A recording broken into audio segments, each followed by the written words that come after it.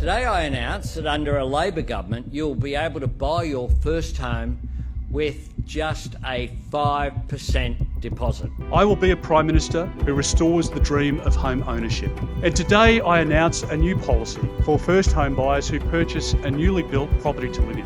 The Coalition Government will allow you to deduct interest payments on the first $650,000 of a mortgage against your taxable income. With just 18 days before the election, cost of living and the housing market are top of mind for both voters and politicians.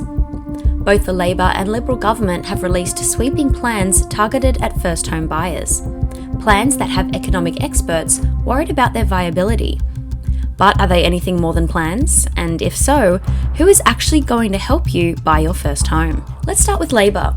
In addition to a proposed deposit of only 5% for a mortgage, Albanese has committed to building up to 100,000 affordable houses for first home buyers.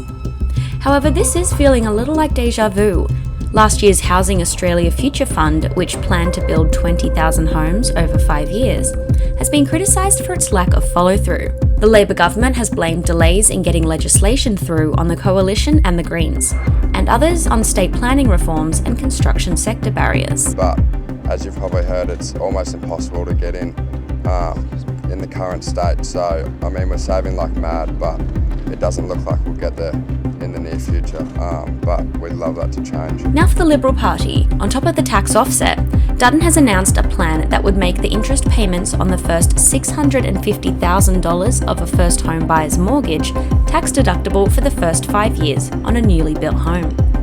But much like Labor's plan, experts have warned that making mortgages easier to obtain isn't the solution, with some warning that the Coalition's plan to allow people to take money from their super will indeed have the opposite effect. Economist Chris Richardson added, "This doesn't make Australia more prosperous. It's just more money, chasing the same amount of stuff and resulting in prices higher than they need to be."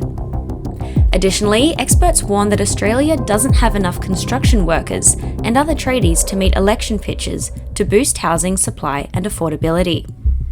With both parties' plans relying on new builds, it's still unclear what the future is for Australia's housing market. All that glitters isn't necessarily gold, and the better-sounding plan may not be the most realistic.